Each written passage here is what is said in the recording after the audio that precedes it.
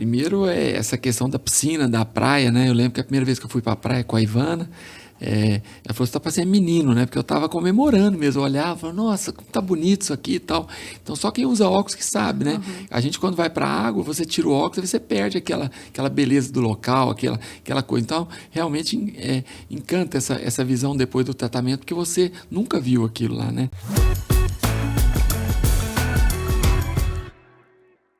Olá, seja bem-vindo a mais um MyCast, a nossa comunidade da área da saúde, e hoje vamos falar sobre a saúde dos nossos olhos. E para isso eu trouxe aqui um especialista na área, uma pessoa que eu realmente tenho muita consideração, um excelente profissional. Estou aqui com o Dr. Lúcio Moraes. Obrigada, Dr. Bom Lúcio. dia. Obrigada pela sua presença. O Dr. Lúcio, ele é muita coisa, gente, então eu vou ter que ler um pouquinho do currículo dele. Ele é médico oftalmologista com mais de 30 anos de experiência, especialista em oftalmologia pela Unicamp, USP e Harvard, e especialista nas áreas de refrativa, catarata, ceratocone e retina. Trabalha com equipes multidisciplinar, atendendo aqui em Goiânia, então quem é Goiânia tem esse privilégio. Ele atende no Pan-Americano da Visão, no Luz Hospital de Olhos, e como estava pouca coisa para ele fazer, ele está com um projeto novo também aqui no Alphaville. Doutor, primeira pergunta, como é que você consegue fazer isso tudo? Muito bom, Rafa. Bom a gente estar junto. E a Rafa só esqueceu de falar que, além disso tudo, nós somos da mesma igreja, somos da Sal da Terra. Eu conheço a Rafa já há muitos anos e tenho o privilégio de ver esse crescimento, né, da carreira dela, da Roberta. Hoje fiquei muito feliz de conhecer o estúdio aqui. Realmente uma coisa de primeiro mundo aqui em Goiânia, que a gente pode divulgar coisas boas, né, Rafa? Hoje a gente fala que a mídia social ela é de entretenimento, mas eu admiro muito o trabalho de vocês, que vocês realmente estão levando informação e modificando a vida das pessoas, né? Agora, é uma luta a agenda, né? A agenda realmente sempre é um desafio, mas essa paixão que eu vejo em vocês também, né? Eu acho que essa paixão move a gente, isso aí a gente cria tempo, a gente faz tempo, mas Goiânia está com esse perfil, né? Uma cidade que ela está crescendo e a gente vê aqui naquela região do Alphaville ali, diz que já tem mais de 30 condomínios aprovados ali. Nossa. Então penso que vai ser uma nova Goiânia, né? Ali nós estamos vendo assim, eu penso como fosse o Rio de Janeiro, nós estamos vendo a Barra da Tijuca, alguma coisa que vão ter várias Goiânias aqui. Então procurando atender melhor os nossos clientes, a gente procura ter unidades próximas da casa dele. Então, nós temos uma no Parque Amazonas, que é o Luz, uma mais no Bueno, no Marista ali, que é o Pan-Americano, e agora com essa expansão aqui para a área do Alphaville. Né? Mas tem uma equipe multidisciplinar que me ajuda e eu mexo mais com a parte cirúrgica. Então, geralmente o pessoal é atendido pela equipe, depois eles encaminham os casos cirúrgicos, onde eu posso ajudar. Mas estamos cobrindo bem, porque tem uma pesquisa interessante que eles fizeram em São Paulo, perguntando para o paciente qual o critério mais importante para ele escolher o médico. E para curiosidade, né, minha, eu pensei que eles olhassem muito o currículo, que você ressaltou bem aí, a experiência do médico, mas olha, a vida está ficando muito prática. Hoje a pessoa quer um médico perto da casa dele. Então, por isso que esse nosso cuidado de ter várias unidades em Goiânia, para que a gente esteja próximo do paciente e possa atendê-lo da melhor forma. Nossa, que interessante, né? Esses levantamentos sempre ajudam nós a pensarmos na parte estratégica do atendimento mesmo e melhorar também essa parte para o paciente. Doutor, minha primeira pergunta é como que você foi parar na área de oftalmo? Que dia que você falou, nossa, decidi ir para oftalmo, vou virar oftalmologista. Como é que foi esse percurso seu? Essa parte começou com... Eu lembro assim, mais jovem, né? E minha mãe tinha uma empresa de eventos médicos, né? Ela fazia muitos eventos médicos e minha mãe sempre muito empresária, muito visionária. E ela me chamava para todos os eventos, né? Eu fazia mais ou menos isso que a Rafa faz, eu ajudava ela nessa parte audiovisual. Na época, muita gente não conhece, mas existia slides. Então, a gente projetava slides e tal. Mas hoje eu vejo que minha mãe estava me mostrando caminhos. Ela estava me mostrando várias áreas e tudo. E na oftalmologia houve um marco, que foi a chegada do Dr. Marcos Ávila em Goiânia. O Marcos Ávila trouxe a Harvard para Goiânia.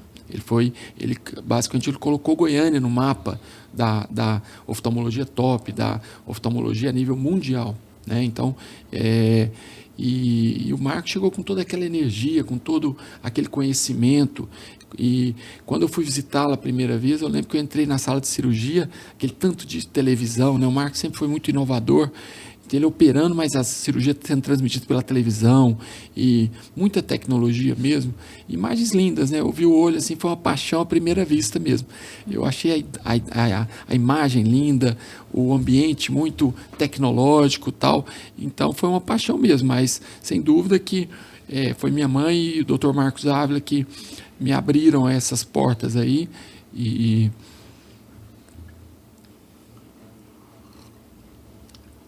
é muito bom, né, quando a gente encontra uma área que você se identifica e a gente tem essa paixão que a gente vai crescendo. Mas, sem dúvida, foi uma coisa mais ou menos nesse caminho aí. E eu fico pensando assim, que não é tão comum, na verdade é bem comum as pessoas saírem daqui de Goiânia, no meio do Brasil, e parar em Harvard. O que fez você falar assim, eu vou para Harvard? O que te atraiu lá de diferencial? E também contar um pouquinho dessa experiência. Ah, sim, sem dúvida. Isso é uma pergunta que me fazem muito, né? Que eu nasci em Tuiutaba, sou mineiro, mas interessante, desde pequenininho eu falava que eu ia morar fora, que eu tinha essa mesma curiosidade, né? Saber o porquê, né? Por que uma universidade chega a esse patamar? Que a gente conhece Harvard, mas poucas pessoas sabem em que cidade fica Harvard. É como se a PUC engolisse Goiânia. Quer dizer, hoje a gente sabe da Harvard, mas a gente não... Eu mesmo, quando cheguei lá, eu não sabia onde era. Era uma cidade pequena, uma cidade chamada Cambridge, e hoje um reitor da Harvard ele tem muito mais exposição, muito mais prestígio do que o próprio prefeito da cidade. Então, quer dizer, uma universidade que ela adquiriu uma dimensão enorme, né? Mas quando eu estive lá, o que eu observei principalmente que os prédios, lógico, são lindos, são prédios muito, muito clássicos, né? Prédios centenários, mas tem uma história, né? A história ela passa pelo mundo da fé, passa pelo mundo dos presbiterianos que foram para a América, e eles foram com essa cultura de que eles sabiam que para transformar, para ocupar o país, eles teriam que formar pessoas. Então, eu acho interessante essa visão da Harvard, que ela começou nesse sentido, assim, que eles sabiam que iam ter que formar esse público lá. E aí eles começaram a fazer esse trabalho, e hoje o que eu sinto, que eu vi lá interessante é isso, são as pessoas. O prédio é um prédio antigo, é um prédio lindo, mas antigo, modesto, o normal. Mas as pessoas não, as pessoas têm um nível de comprometimento, um nível realmente de excelência que realmente impressiona. É a capacidade de trabalhar em equipe, né? Tudo que eu lembro da minha chefe, a primeira vez que ela falou, olha, então amanhã, tal hora, eu vou deixar um papel ali para você. E a gente, com a cultura aqui, né, a gente sabe que às vezes não é bem naquela hora, às vezes é um pouquinho, na mesma hora. Eu cheguei lá, estava o papel lá, da mesma coisa. Eu terminei o meu primeiro trabalho que eu ia publicar, e aí eu ia datilografar, e ela falou, não, você não vai datilografar, existe uma datilógrafa para isso. Muita gente não sabe o que é datilografia, viu, Rafa? Porque é da nossa época, mas tinha uma máquina, era difícil você passar aquilo para o papel, não existia essa facilidade. Ou seja, tem várias pessoas para fazer o projeto. Quer dizer, uma equipe assim, mais focada. Outra coisa que eu vi lá muito é foco. Quer dizer, lá a gente sabia o que a gente estava fazendo. Toda a equipe estava na mesma direção, caminhando junto, de mãos dadas ali. Então, dá muito e uma coisa boa que a gente vê é a valorização dos brasileiros lá. Nós temos uma característica ímpar, que eu acho que é a capacidade de resolver problema, né, Rafa? Aqui, nós como brasileiros, a gente acorda cedo, você sabe que você é um cara que vai ter problema, então você resolve o problema. Então eu via lá e eu achava curioso, porque quando dava alguma questão, a primeira reação de uma pessoa desse nível, que já está acostumada com todas as facilidades, ela pega o telefone e liga para um especialista. Ela liga para alguém que é supervisor dela, ou alguém mais velho, para tentar resolver aquilo. E eles achavam curioso, porque a gente resolve, a gente chega, mesmo problemas que a gente nunca viu, a gente vai, eu acho que por esse caminho aqui vai e tal. Então, é muito bom ver que nós brasileiros somos realmente pessoas capacitadas, somos pessoas que conseguem circular muito bem nesse nível. Tive colegas lá também, outros colegas do Brasil, no MIT, em outras universidades, e com um desempenho realmente fantástico. Então, para que a gente crie essa confiança, você que tem filhos, pessoas mais jovens, que têm esse sonho, vocês vão ver que chegando nesse nível, nós somos muito respeitados e a gente consegue desenvolver um bom trabalho no mesmo nível de qualquer pessoa. Então, uma coisa legal foi isso, trazer essa confiança de que hoje a gente pode fazer em Goiânia como um padrão semelhante do que a gente viu lá. Quer dizer, então hoje a gente não gera um degrau. Eu acho que isso, para mim, foi uma grande surpresa. Eu achava que lá eu ia encontrar um monte de nerd, um monte de gênios, e eu encontrei equipes. Então, quer dizer, existiam realmente alguns, um ou outro fora da curva, mas não é isso. Eu acho que uma grande empresa ela se faz com equipe, com organização e com foco. Então, isso foi bem legal. Então, entendi o segredo do sucesso das clínicas que você está, porque você sempre preza por esse atendimento de equipe, né? Sempre essa questão de equipe. Já fui algumas vezes na clínica, então, toda a equipe tá todo mundo muito seguir na mesma direção. E você consegue ver que tem um trabalho na equipe ali, quando você vai conversando com cada um dos funcionários também, desde a recepção. Então, entendi de onde que veio esse olhar. Sem dúvida, é uma cultura, né? A gente vai lá e a gente traz essa cultura para cá. Mas eu me impressionava muito isso. Coisas assim do dia a dia mesmo. Todo o colaborador lá, ele tem um plano de saúde. Então, isso dá uma tranquilidade para a pessoa trabalhar. Então, hoje, na nossa equipe, os colaboradores têm plano de saúde, eles têm um auxílio de alimentação, eles têm todo um cuidado por eles, né? Então, quer dizer, eles são realmente, como você falou, parte da equipe. Eles não são peças separadas e também é interessante que a gente faz reunião, assim, discutindo desde oftalmologia, né? Cirurgia de catarata. Então, as minhas telefonistas, minhas secretárias, elas têm aulas de oftalmologia, de atendimento, de marketing. Então, realmente, a gente faz esse trabalho de formar a equipe, né?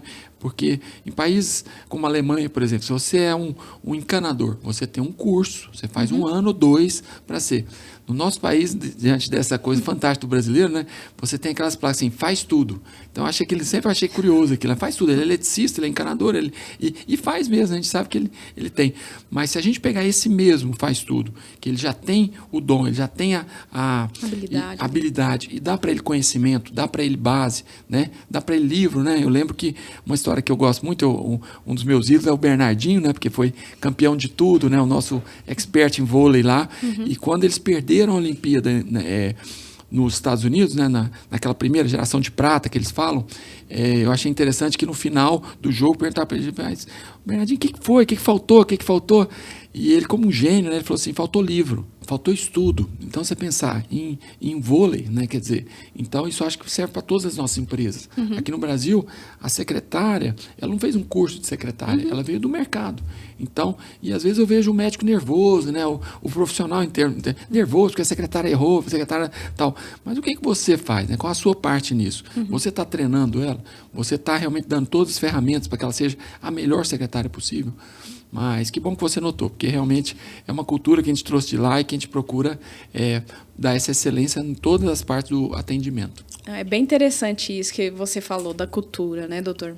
Mas eu queria que a gente começasse a entrar um pouquinho na área da oftalmo ali, mais clínica, mais do seu dia a dia. O que normalmente as pessoas mais procuram no seu consultório? Então, hoje, se a gente fosse dividir em cenários, né? Tem um cenário de uma pessoa mais jovem que o sonho é tirar o óculos, né? Sem dúvida que o óculos ele é uma situação que nossos avós usaram, nossos bisavós usaram. Então, quer dizer, o que você usa hoje que seu avô, seu bisavô usou? Só óculos, né? Carro mudou, celular mudou, televisão, nós aqui num podcast. Então, quer dizer, o mundo deu essa evoluída, né? A gente vê muito em odonto, né? A dentadura virou implante, né? Então, o óculos eu acho que é um apelo grande. A pessoa nota que óculos hoje tem cura. Então, essas gerações futuras, elas vão ver o óculos como uma coisa que cada vez mais a tendência é que a pessoa vai ter essa liberdade do óculos. Então, nas pessoas vão dizer até os 50 anos, assim, uma procura grande nessa relação. E depois dos 50 anos, né, o Brasil tem uma característica interessante, que é o país que envelheceu mais rápido na história da humanidade. Ninguém conhece um país que em 30 anos chegou essa longevidade, porque a Europa demorou 150 anos, nós em 30. Então, todos nós hoje temos uma pessoa idosa na família que hoje tem dificuldade, ela tem dificuldade para morar, não tem ainda uma estrutura de habitação para acolher, tem uma dificuldade de cuidador, né? Então, hoje o idoso está aumentando em número exponencial e requerendo cuidados. Então, no caso da oftalmologia, é a catarata, que a catarata seria o cabelo branco dentro do olho. Então, quer dizer, é uma coisa natural que ocorre em todo mundo, né? E que ocorre a partir dos 50 anos aí, que a visão vai ficando meio turva e tal. E muitas vezes é confundida, porque a pessoa pensa assim, com a idade eu tenho com dificuldade de andar, estou com dificuldade de escutar, eu estou com dificuldade de enxergar. Então a pessoa às vezes não sabe que tem um tratamento que ela pode voltar a enxergar, e inclusive hoje ela pode até diminuir o uso do óculos, não precisaria ficar usando tanto óculos. Então o nosso desafio nessa turma acima dos 50 é justamente isso, mostrar para eles que nós temos que resgatá-los, né, para uma vida próxima do normal. Então tem uma pesquisa interessante associando a cirurgia de catarata a uma certa diminuição dos níveis de demência, Alzheimer. Quer dizer, porque a pessoa ela vai ficando com catarata, então dirigir à noite já fica difícil, ela para de dirigir à noite.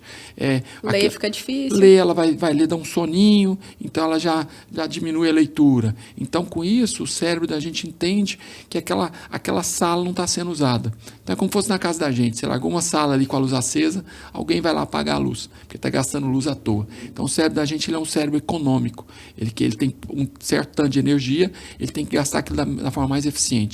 Então, se a gente deixa de usar uma área do cérebro, a tendência dela é realmente atrofiar. Então, tudo que a gente puder fazer para tirar a catarata, a pessoa voltar a ler, voltar a dirigir, voltar a ter suas atividades, nós estamos ajudando nessa longevidade com qualidade de vida, né? Nossa, ótimo. Você falou aí das pessoas abaixo ali de 50, né? E é super interessante porque eu me enquadro, né? Dá pra ver. Eu já falei, gente, eu tô aproveitando isso aqui para fazer a consulta inicial, entendeu? Porque eu me comprometo, eu preciso tirar, mas é isso que você falou, realmente gera muito desconforto. E eu sinto mais quando eu pago uma maquiagem, coloco um vestido e toco o óculos em cima. Coloco o óculos em cima, tampando tudo, que eu falo, não, gente, nem devia ter pago, tampou metade do rosto. Doutor, mas eu queria que você explicasse um pouquinho sobre essa cirurgia de remoção do óculos. Fala pra gente como que funciona isso. Na verdade, eu e a Rafa já estamos nesse namoro da cirurgia há muito tempo, né? A gente que encontra, mas as nossas vidas, nossas agendas são muito corridas. Então, ela já mostrou essa disposição de tirar o óculos e eu vou ter um privilégio, um prazer de poder ajudá-la, mas ainda nunca deu certo, né? Ainda não conseguimos alinhar bem, mas espero que em breve a gente realize esse sonho aí, né? Mas a cirurgia de tirar óculos, ela evoluiu para esse uso de tecnologia mesmo, né? Então, hoje são aparelhos que a gente faz exames antes. Então, acho que o grande diferencial dessa cirurgia em relação às outras é que a gente, antes de operar, a gente consegue ver aqueles pacientes que têm a maior probabilidade de dar certo. Então, quer dizer, a gente opera pessoas que, teoricamente, elas não têm nenhuma doença. Então, é uma nova medicina. Antigamente, você operava uma pessoa que tinha uma pedra na vesícula, então você estava tratando uma doença. Tem até um caso curioso do professor Pitangui, plástico, né? Quando ele voltou ao Brasil, não existia esse termo de cirurgia plástica, né? Então, os médicos da época, às vezes, até de uma maneira dificultavam, perguntavam para ele, mas doutor, isso não é medicina, né? A pessoa está com a orelha, às vezes, mais ampla, um nariz maior e tal, e você está mexendo nisso, isso aí é uma coisa, né, supérflua e tudo. Medicina é você tirar um câncer, um tumor e tal. E o professor Pitangui, como todo gênio, né, ele vê além, né? Então ele fala assim, vocês são médicos de corpo, eu sou médico de alma. Vocês não sabem a dor da pessoa olhar no espelho. Então, eu me inspiro muito no professor Pitangui nesse sentido. Que para quem usa óculos, né, Rafa, você sabe disso. O dia a dia, você vê, nas horas, às vezes, de maior... a gente trabalha tanto, na hora que a Rafa vai agora, finalmente, para uma festa, ela se maquiou, naquele momento especial, ela passa a ter essa dificuldade. Então, o óculos realmente é isso, é um tratamento que ele vai além. Ele trata a alma da pessoa, a qualidade de vida, a maneira como ela vive. Então, essa cirurgia ela evoluiu muito por conta disso, que eu acho que as pessoas estão vendo isso. Existem várias técnicas possíveis hoje. Então, basicamente, você programa aparelhos para fazer de uma maneira personalizada aquele tratamento. Então, para cada caso, a gente vai lá no aparelho e isso que é o especialista, né? O especialista ele tem essa expertise de, vendo os exames, ele consegue programar uma cirurgia para aquele paciente. Então, a gente compara muito com aquele programa AutoCAD, né? Como se fosse o arquiteto, ele vai lá e faz o apartamento e tudo. Então, nós hoje na oftalmologia a gente tem esse privilégio. A gente pode fazer todo um trabalho virtual primeiro, quer dizer, a gente tem os dados do paciente já num formato digital, então a gente trabalha aqueles dados para que depois, na hora que você vê que ficou bom, aí você vai para o mundo real mesmo, que é o dia do tratamento mesmo. Então, uma coisa totalmente personalizada. Sem dúvida. Paciente Se a gente é diferente paciente. no polegar, né? E mais no resto do corpo. Pois é. Então, o meu desafio é fazer uma cirurgia Lúcio-Rafa, porque não existe outra Rafa, não existe outro Lúcio. Então, a gente sempre lembra do Ayrton Senna, né? O gênio, né? Então, o Ayrton Senna quer dizer, quem ganha a corrida? É o carro ou é o piloto? Né? E o Senna mostrou pra gente que é o piloto. Ele corria na Lotus, foi campeão, Ferrari comprou, foi campeão, a McLaren comprou, foi campeão. Então, quer dizer, o Senna ele era um grande acertador de carro. Ele ia correr na China, ele acertava o carro, ia correr no Brasil, ele acertava o carro. Então, o que ele sabia era isso, é personalizar o carro para o circuito. Então, isso que ele fazia tão diferente. E por isso que é tão comum na Fórmula 1 você ter um tricampeão, um pentacampeão, igual nós vimos o Schumacher, agora o Hamilton, né? Porque o cara, ele é um grande acertador de carro. Então, eu acho que o especialista em refrativa, ele é um grande acertador da máquina. Se ele soubesse, se ele tivesse experiência, né? E aí é o cabelo branco, né, Rafa? Aí já são 32 anos já nessa área e a gente vai mexendo e você vai, né? Eu lembro muito, eu sou mineiro, né? Minhas tias eram mineiras e eu adoro essa parte culinária. É um hobby que eu gosto no meu tempo vago, gosto de cozinhar e tal. E eu também usava óculos, né? Então, me chateava muito abrir o forno e aquele negócio embaçava tudo minha E na pandemia, minha doutor? Nossa. Imagina, a gente ficou preso em casa. Aí punha máscara, aí punha um óculos em cima, embaçava o óculos, eu lembro de sair na rua, era... Quando vai pro local frio, você esquece Aí máscara. danou. E aí, nessa parte culinária, eu lembro das minhas tias, né? Essa coisa de personalizado, né? Então, a gente sempre tem a torta da tia fulana, né? Ela tem uma torta de limão que só ela faz, né? Mas o que é? Eu chegava perto para aprender, eu falava, tia, como é que faz isso aí? Não, você vai pondo aqui, vai pondo um pouco de sal aqui, de açúcar aqui, mas que tanto? Não, você põe até ficar bom. Então, quer dizer, uma pessoa experiente é basicamente isso. Então, quando a gente mexe na máquina lá, a gente vai vendo até ficar bom. Então, é isso que a gente vai trabalhando de pessoa para pessoa, para fazer a cirurgia o mais personalizada possível. Interessante. E eu penso, doutor, sobre isso, né? Pensando no meu caso, Rafa, a dúvida que eu tenho é como que é o pós-operatório, sabe? Quanto tempo que eu preciso ficar mais de repouso, como que é o pós-operatório? Porque assim, eu não tenho noção. Se eu não posso, se meu olho vai ficar tampado, se eu posso ver tela, se eu não posso ver tela, como é que funciona? É interessante que esse termo pós-operatório, né, remete a repouso, dieta, né? E nesse caso é um pouco diferente, porque como são cirurgias mais rápidas, né, então o organismo tem uma recuperação mais rápida. Então, antigamente a gente falava em cirurgia de 1 hora, uma cirurgia rápida, né, 40 minutos, 1 hora, tal. Mas com essa tecnologia hoje, nós chegamos no nível de segundos, né? Então, hoje a cirurgia é mais ou menos 1 segundo por grau. Então, se a pessoa tem 2 graus, são 2 segundos, 5 graus, 5 segundos. Então, quer dizer, no dia seguinte é um pós-operatório mais ameno. Então, não tem mais que ficar em repouso, dieta, muitas essas coisas. A gente pede muito para evitar o contato com o sol, porque o sol realmente, assim como cirurgia plástica, ele dá queloide, essas coisas, mas a pessoa ela pode retomar suas atividades. Eu mesmo, quando eu operei, eu consegui no dia seguinte voltar para o consultório, eu fazia consultas, mas operar eu não conseguia, porque eu ainda não tinha aquela visão nítida. Com mais ou menos uns 15 dias, eu comecei a fazer cirurgias mais simples e com 1 mês eu já estava operando. Tá? E geralmente com 3 meses a gente dá alta para a pessoa. Então existe um pós-operatório, que ele é variável de pessoa para pessoa, assim como uma mulher que dá à luz, ela pode ficar 1 mês com aquela mais inchada, ou 2 meses, ou 3 meses, tá? Mas isso varia de pessoa para pessoa, mas não tira a pessoa das atividades dela. Eu sempre falo para a pessoa para fazer tudo que ela fazia, o que ela puder, né? E o que ela não der conta, espera uns dias, porque vai desinchando e ela vai retomando as suas atividades. Mas é um pós-operatório muito ligado a isso, evitar coisa suja, né? Uma pessoa mais suja, que a gente fala é muito suja mesmo, fazer uma faxina na casa. A pessoa que é fazendeira, ela pode ir para a fazenda, mas ela não vai no curral, por exemplo, né? Por 1 semana e uns 15 dias. Mas é realmente uma cirurgia um pouco diferente nesse sentido. A pessoa pode ir para a academia, né? Os jovens sempre hoje tem tanta balada, né? Então, a pessoa opera e fala, doutor, eu tenho uma balada hoje, eu posso ir na balada? E eu sempre brinco com eles e falo assim, ó, só não pode uma coisa. E eles acham que é beber, né? Porque eles acham que eu vou proibir eles de beber e tal. E hoje tem pesquisas mostrando que um o vinho, né, ele ajuda na cicatrização. Até tem aquela uva Cabernet Sauvignon, que teoricamente seria uma das principais para essa cicatrização pós-operatória. Então, o uso de baixas doses, assim, ele colaboraria até na cicatrização. Mas eu falo para a pessoa, não, só te peço uma coisa, vai lá na balada e conta que você operou com o Dr. Lúcio. Porque as pessoas não acreditam que a pessoa operou de manhã e à noite está lá num casamento, está lá numa festa, né? Nossa, que interessante. Muito bom. Porque eu não, com a lente de contato, por exemplo, eu tentei como uma alternativa para dias que eu ia sair à noite. Mas eu não me adaptei tanto. Eu sentia porque eu não queria usar só um pouco na festa. Eu queria ir no outro dia pro trabalho também, sem óculos. Então, aí o olho começou a ficar irritado. Então, tinha que ser algo mais permanente, pelo menos para mim. Tanto que eu parei de usar a lente. E agora eu tô com óculos, mas vai sair uma série, hein, gente? Vai acompanhando aí que eu vou fazer a cirurgia e ainda vou registrar isso tudo aqui. Maravilha. A lente de contato é interessante, né? O nome de estudo, lente de contato. Né? Então, na verdade, Rafa, não foi você que não se adaptou com a lente. Foi a lente que não se adaptou com você. Porque é como se fosse, você está dando o exemplo da festa, eu acho curioso porque nas festas chega um momento que as mulheres tiram o sapato. Aí elas vão ficar eles dão até sandália havaiana, né? Nas festas mais chiques eles dão umas sandálias havaianas lá, mas para resolver aquele problema.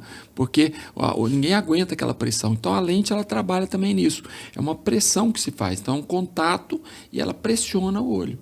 Então, por isso que dá esse desconforto. Então, por isso que você chega numa festa cansado, você vai tirar pelo menos a lente e o sapato. Você não consegue dormir de lente e de sapato.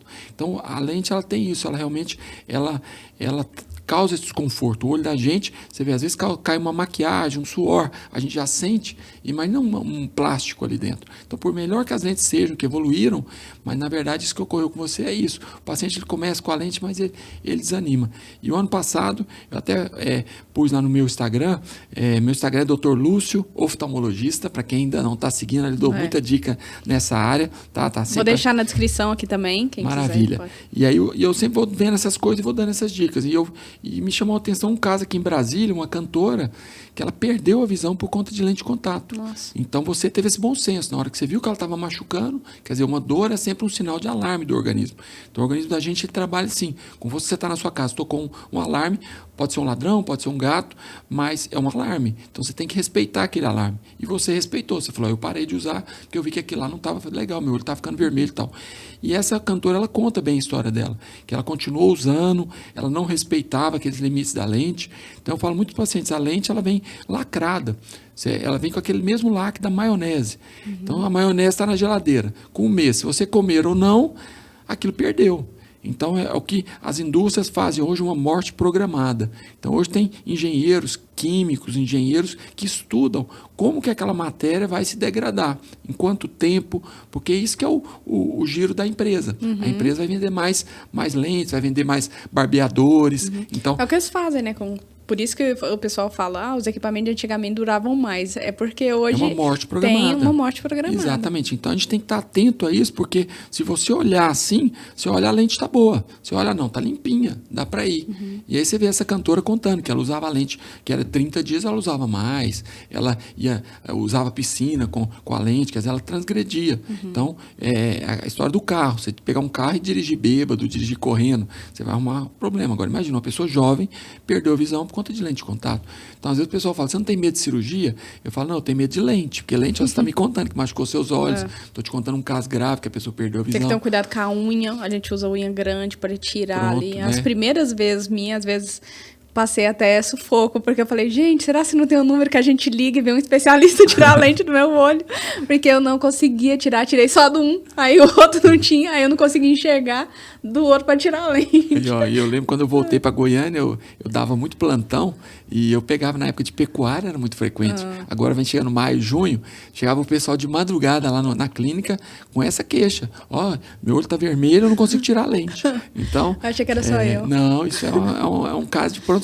A gente pega em pronto-socorro o paciente assim, que ele vê que o olho está ruim, ele não consegue, e a gente anestesia, né? Na clínica a gente tem o colírio de anestesia, então aí o paciente consegue abrir o olho e a gente tirar com jeito lá. Nossa, que interessante.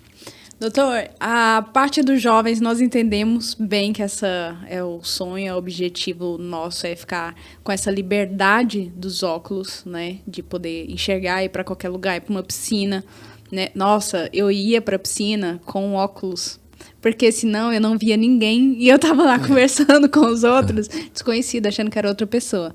E aí, depois eu comprei um óculos de grau, mas vivia perdendo. No mar, então, caí, punha um grau, perdi. Realmente é uma saga. Mas queria que a gente falasse um pouquinho sobre a parte da catarata. Você falou que é como cabelo branco. Todas as pessoas que chegar em certa idade vai ter. Eu achei que era uma condição muito específica de certa pessoa, mas não. É isso aí. Primeiro é essa questão da piscina, da praia, né? Eu lembro que a primeira vez que eu fui para a praia com a Ivana, ela falou, você tá parecendo menino, né? Porque eu tava comemorando mesmo, eu olhava, falava, nossa, como tá bonito isso aqui e tal.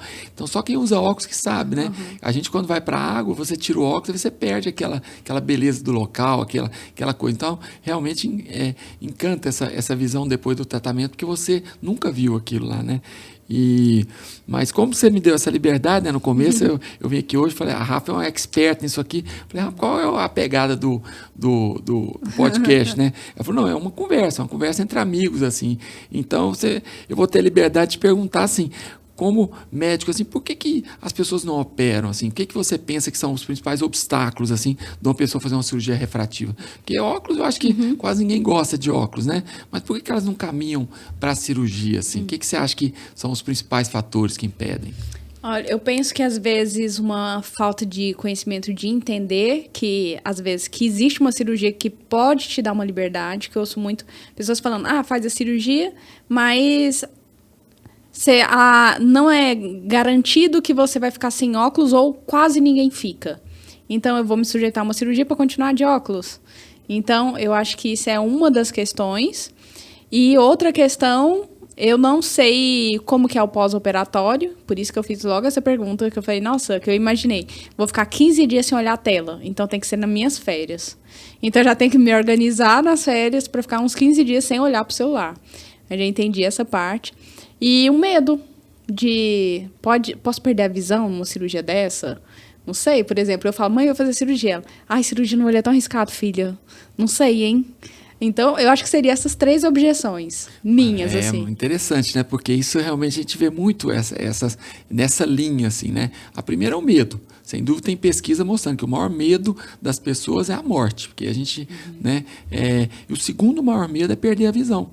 Você aceita perder um dedo, até uma perna, mas o olho não. O olho é um órgão nobre, né? Então, 80% da nossa vida vem pelo olho. Você cozinha pelo olho, você dirige pelo olho, você namora pelo olho. Então, quer dizer, a gente tem um cuidado tremendo nisso aí. Agora, a boa notícia é que a gente não vê isso, né? Quer dizer, em 32 anos que eu mexo com isso, eu nunca tive nenhum paciente que perdeu a visão em cirurgia refrativa. Talvez aquela parte que nós falamos da tecnologia, de poder escolher o paciente. Então, você vai naqueles pacientes que a gente sabe que vão ter uma chance maior. Então, e o medo a gente vai combatendo sempre com conhecimento, né? A gente vê muito criança, né? A bruxa, papai. Aí você acende a luz, né? No caso do adulto é acender a luz do conhecimento. Então, quer dizer, quanto mais conhecimento, pega essa estrada, vai ter uma farmácia ali, depois um posto de gasolina, você vai ficando mais tranquilo. Mas estradas novas, a gente gera o medo. Então, o medo é uma coisa normal do ser humano, né? Quando você pega um carro, você não vai pôr o que está lá no velocímetro 140. Você anda 100 porque existe um medo ali. Agora, o medo a gente tem que tomar cuidado para ele não tomar o volante da nossa vida. São aquelas pessoas que não viajam de avião, né? Que não fazem transfusão sanguínea. Aí o medo já tomou um lugar maior. Então, o medo ele vai te ajudar a escolher um bom médico, para entender um pouco, para ler um pouco sobre isso, para tomar os cuidados, pingar o colírio na hora certa. Então é importante a gente ter esse medo para ter os cuidados, mas não deixar que o medo paralise a gente na realização desse sonho aí, né? Outra coisa interessante que você falou foi em relação a essa questão de você operar e às vezes usar um pouquinho de grau, né? Então, em geral, pessoas até os 20, 30 anos, a gente consegue realmente tirar bem o óculos. Mas, vamos dizer que medicina tudo tem um percentual. Se a pessoa ficar com óculos, que a gente fala de descanso, um óculos ocasional, assim, é diferente de você acordar de manhã, bater ali, para levantar da cama, você precisa do óculos. Precisa. E às vezes tem paciente meu que às vezes vezes, doutor, eu sou piloto de avião. Para pousar o avião eu me sinto um pouco mais seguro. Ou então sou atirador de elite, eu gosto de atirar, meu hobby é esse. Então pro tiro eu gosto de usar um pouquinho de óculos. Ou eu mesmo, eu sou operado, mas eu gosto de usar um pouquinho de óculos para operar, por exemplo. O dia que eu vou operar eu quero uma visão mais detalhada, mas isso não é minha vida, isso é uma parte muito pequena. Né? Então o dia a dia, essa coisa de que a gente chama de visão social, ir num clube, ir numa festa, estar com os amigos, você vai conseguir bem.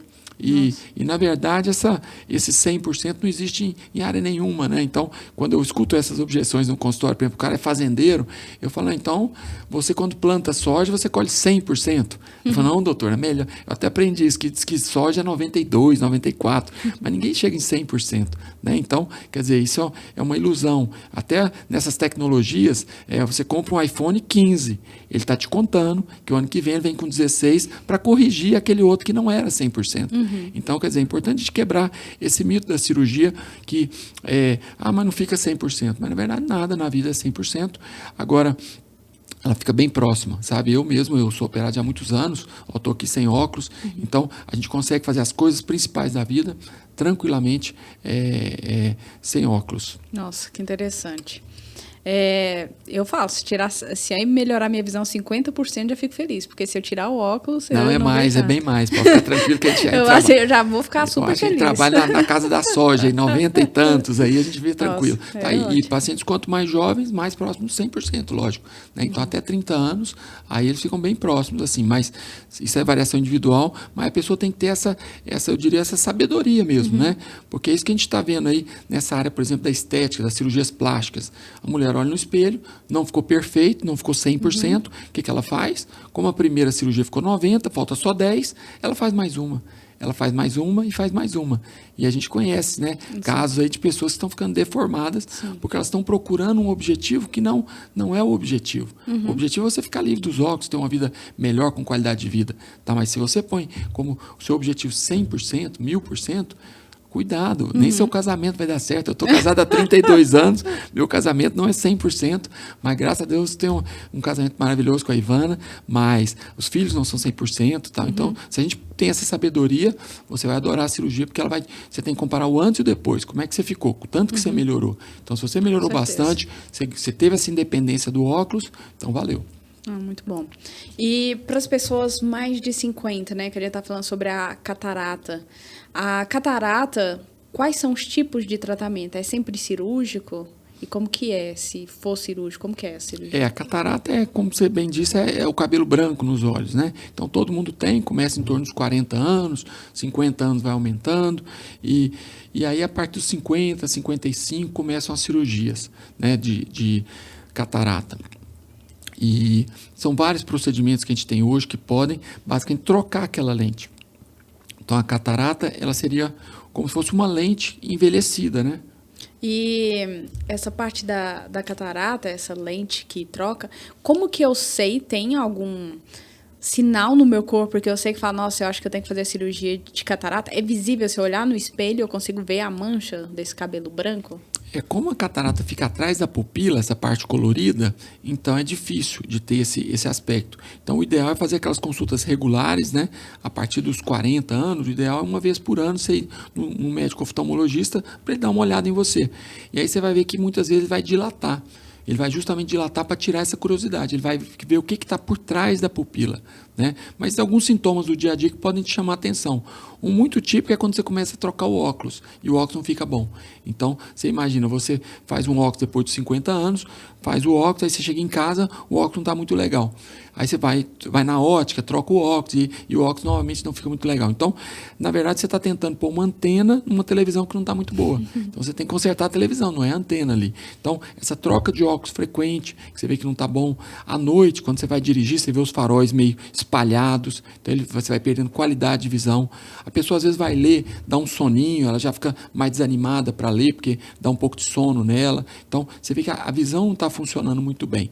E, sem dúvida, a idade. Eu acho que é importante a pessoa, a partir dos 50 anos, ficar claro que ela começou esse processo, e aí o acompanhamento com o médico especialista que vai dizer o momento correto dela fazer o tratamento. Entendi. E vi aqui também que uma das outras áreas sua de atuação é ceratocone. Me fala um pouquinho sobre essa doença. O ceratocone quando a gente vai fazer, muitas vezes, a cirurgia da refrativa, né, de tirar o óculos, tem alguns pacientes que têm uma córnea alterada, uma córnea doente. Né? Então, a miopia, o astigmatismo, eles são mais a forma da córnea. É uma córnea que, em vez de ser redondinha, ela é um pouquinho curva, vamos dizer assim. Mas é a forma. Então, por isso que a cirurgia se assemelha muito à cirurgia plástica, uma cirurgia remodeladora. Agora, o ceratocone já é diferente, aí já é uma doença mesmo. Tá? Então, é uma córnea doente que ela fica aumentando o grau. Por isso que o ceratocone, a princípio, ele é uma contraindicação para a refrativa, porque você não pode operar uma córnea que constantemente está mudando o grau. Então, aí o ceratocone, o desafio é você parar essa córnea, você parar e se mover, essa constante mudança de grau, porque chega uma hora que o grau vai ficando tão alto que a pessoa já não consegue usar óculos. Aí ela passa um pouco, ela nem lente de contato não serve para ela. Aí muitas vezes ela tem que ir para o transplante de córnea. Né? Então, quer dizer, são casos mais graves. E acomete pessoas jovens.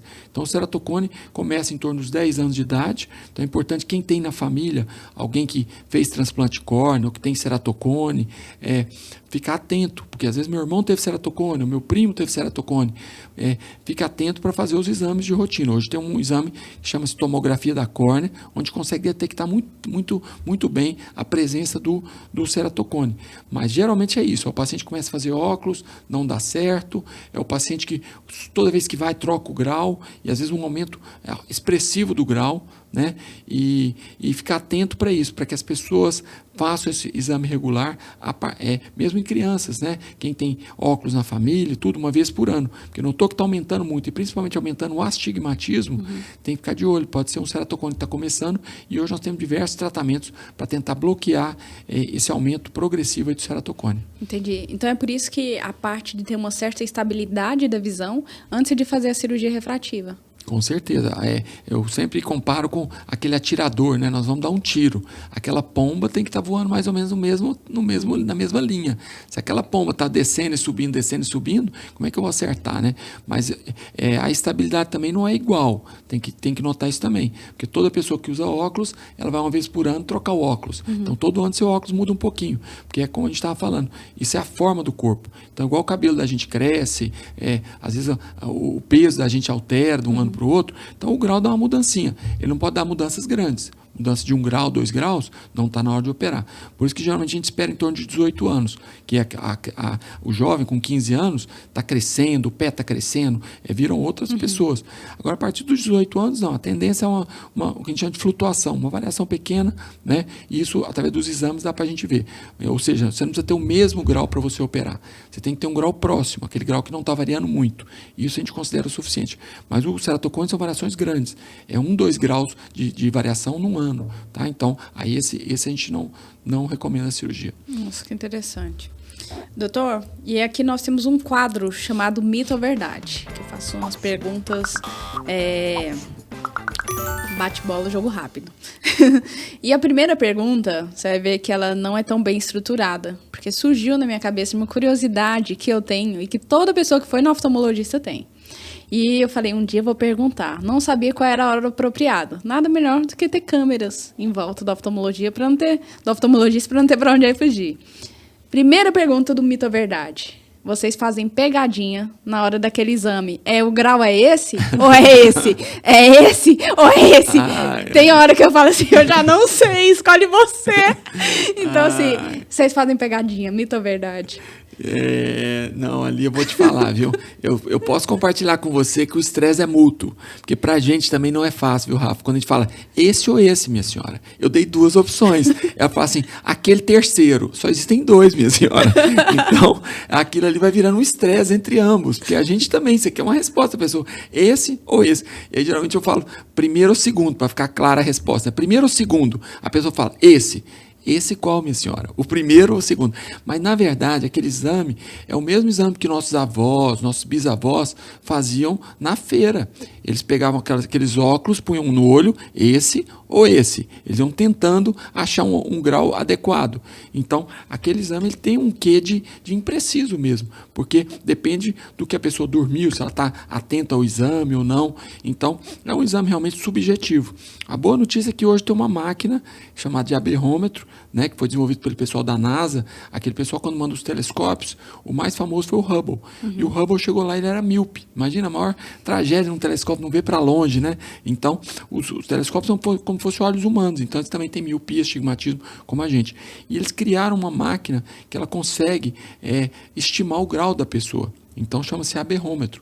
Então isso tem ajudado muito na parte cirúrgica, porque no óculos, 0,25 para cá, 0,25 para lá, que era isso que você estava falando, chega naquele final já está tão próximo que para a gente é um bom sinal. Quer dizer, seu cérebro já não está conseguindo ver mais. Então não tem problema você falar para o médico, doutor, eu já não consigo ver a diferença. Essa é uma boa resposta, porque o médico vê que o seu cérebro já chegou num ponto que 1,25 ou 1,5 para ele é a mesma coisa. Você imaginar que índio não usa óculos, então quer dizer, o cérebro da gente está acostumado, meio grau para cá, 0,25 para lá, ele consegue fazer tranquilo. Por isso que se você for em 3 médicos, você pode ter 3 óculos diferentes. 1,25 e 1,5. Quer dizer, na prática a diferença vai ser pequena no dia a dia. Agora, para a cirurgia faz diferença. Então, para a cirurgia, a gente costuma usar esse aparelho, que ele dá uma precisão sem a necessidade da informação do paciente. Então, quer dizer, a gente junta tudo. A informação do paciente passa a ser uma peça no quebra-cabeça, mas não a única peça, porque o exame realmente é impreciso. Mais objetivo, né? Essa parte do aparelho. Ele é subjetivo, não diria impreciso. Ele é um bom exame, mas ele é subjetivo.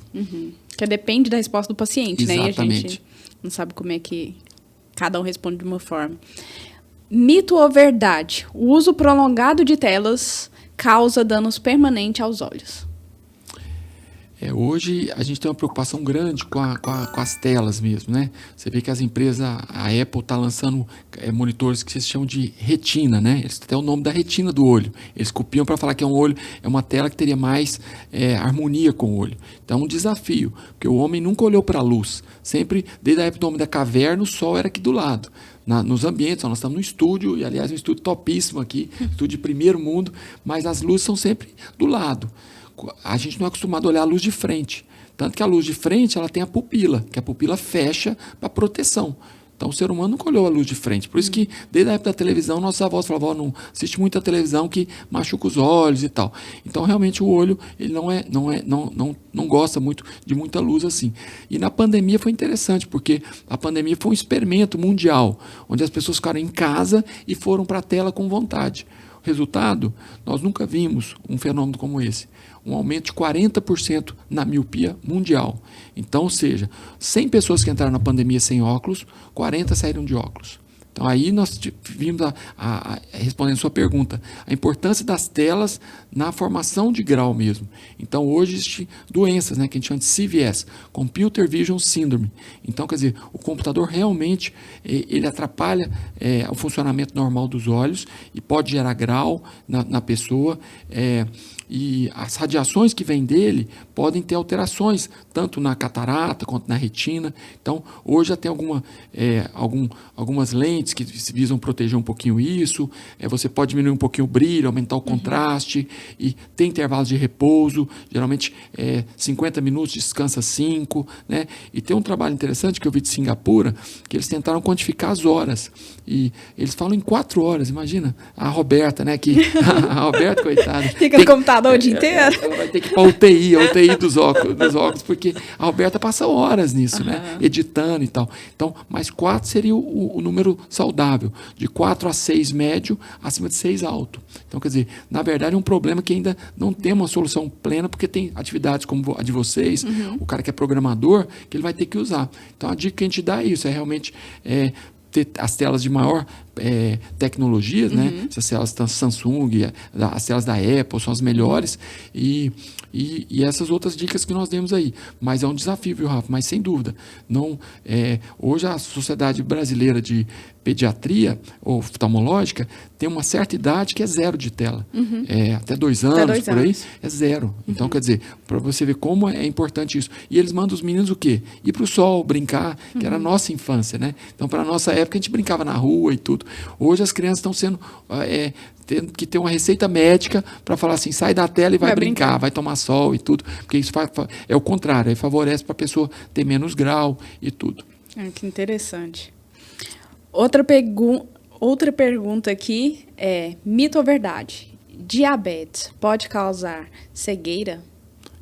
Isso realmente, infelizmente, é uma verdade, né? E a diabetes é uma doença do corpo, né? Que vai se manifestar no rim, nos olhos, no coração.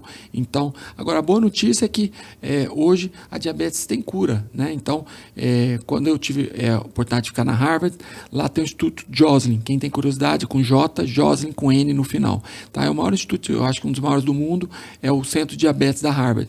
Então, o Dr. Joslin foi um médico que ele viu que diabetes era merecia um capítulo especial da medicina. Então ele fez um prédio onde um andar era a grávida no diabético, o rim no diabético. Nossa. Imagina isso há 100 anos atrás. Aí é o que eu te falo da Harvard, né? É inovação, né? É uma pessoa que está pensando lá na frente. Então, o Dr. Joslin, ele reparou isso, que o diabético ele precisava desse cuidado. Mas com um cuidado atento, esse mesmo Instituto Joslin hoje, ele tem uma medalha de ouro para a pessoa que completa 50 anos de diabetes sem uma complicação, sem zero de complicação. Né? O primeiro brasileiro a ganhar essa comenda, né, que a gente fala que é uma honra da pessoa, foi o Dr. Rogério, que é do Rio de Janeiro, colega nosso, médico endocrinologista. Então, para ele foi mais fácil, porque ele tinha todas as ferramentas, né? E o Dr. Joslin sempre falava que a diabetes, a educação não é parte do tratamento. Educação é o tratamento. Então, esse trabalho que vocês fazem aqui de realmente divulgar, de falar, quer dizer, o paciente diabético consciente, você vê o Dr. Rogério, ele era médico, tinha todo o conhecimento, então ele cuidou direitinho da diabetes dele e fez 50 anos, sendo que você examinava ele de todas as maneiras e ele não tinha nenhuma dessas complicações. Então, isso é um entusiasmo para quem tem diabetes, realmente procurar um especialista, né? A gente trabalha muito nessa área de atender pacientes diabéticos, pela experiência que eu fiquei lá no Joslin muitos anos. Então, quem precisar, a gente pode te ajudar nessa área aí. Interessante. Minha família tem um histórico de diabetes assim terrível. E a questão também das sequelas que ficaram, tipo, meu avô mesmo teve que amputar uma parte da perna. Então, eu acho que a informação, e o conhecimento, ele muda, né? A cabeça da pessoa. Esse exemplo que você falou. O doutor tinha um conhecimento, não é que o corpo dele era diferenciado dos outros. O cuidado que ele teve era isso aí. O diferenciado. Exatamente. E isso que você falou é muito forte, né? Eles falam que o diabético morre cego, sem uma perna e sem um rim, fazendo hemodiálise. Então, a gente fala que isso é passado. O diabético morria assim, hoje não, hoje é uma escolha mesmo. Se ele realmente e o tripé da diabetes é o médico endocrinologista, né?